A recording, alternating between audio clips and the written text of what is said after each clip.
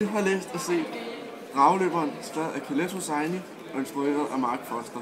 Den blev udgivet i 2003 og har været bestseller, og internetboghandlen Amazon.com kårede den til en af sidste års top 10 romaner.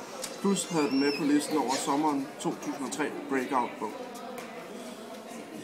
Amir voksede op i overklassen i Afghanistan med hans far Babar. Han har en tjener og legekammerat, der hedder Hassan. Man læser om, hvordan de voksede op og sammen, og hvordan Amir til sidst svigter Hassan. Hassan har altid hjulpet Amir, lige meget hvilken situation Amir stod i. Og det har skabt deres stærke venskab. Men en dag går det galt, og Hassan bliver voldtaget, og Amir ser det, men det er han ikke for sin ven, når det er mest vigtigt. Russerne starter krig i Afghanistan, og Babar og Amir bliver nødt til at flygte til USA. Amir tager uddannelse i USA og prøver at leve op til de her krav, som Babar nu stiller. Babar arbejder flere forskellige steder for at få tingene til at køre rundt. Og Amir møder en afghansk pige i USA, og til sidst ender med, at han er gift. Men dog på det tidspunkt, så har Babar også lungekræft, og det ender desværre med, at til sidst han dør. Amir så røger kan ikke få børn, og det ender med, at de tager en beslutning, der hedder abort. Amir hører fra hans onkel, at Hassan er hans halvbror, og derfor så vælger de at adoptere Sohrab som Hassans søn. Amir må tage til Afghanistan for at finde Sohrab og for at få fred i sindet efter det, han gjorde mod Hassan, eller det, han ikke gjorde mod Hassan. Da han finder Sohrab, finder han ud af, at han er slave for Assad, ham er tyranniseret og voldtog Hassan. Det samme gjorde han mod Sohrab. Amir får ham med nød og næppe ud og tilbage til USA. Det hele ender med, at de får adopteret Sohrab.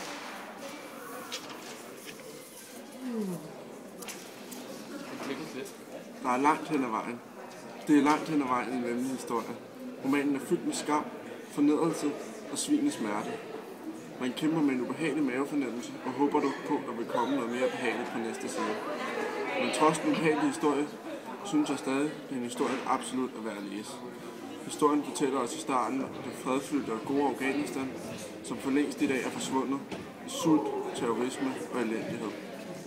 Hassan og Amir har et ubrydeligt venskab til den dag, Amir svigter Hassan, og det bliver den skyldfølelse, der bliver grunden til, at Amir og Hassan bliver adskilt og aldrig ser hinanden igen.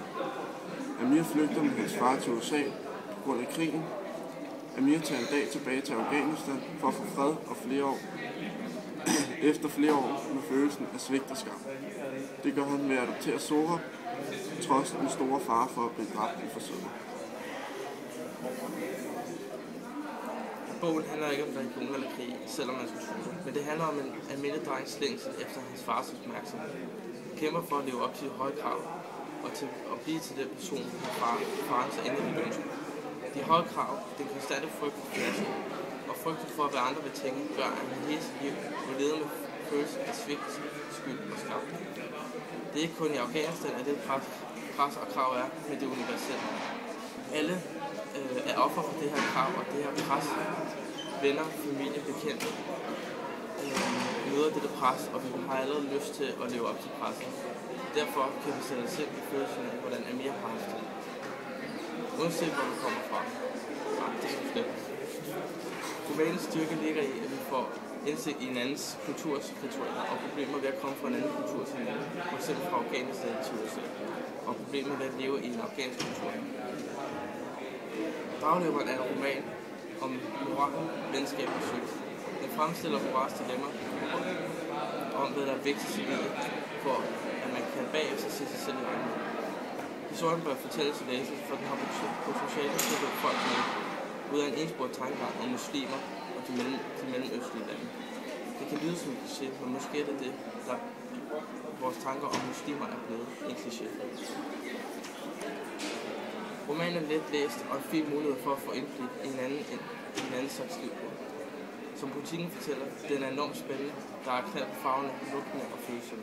Men der skal være tre for at lade sig rive med af de eviggyldige spørgsmål om identitet, oprindelse, klasseforskelle, skyld og tilgivelse.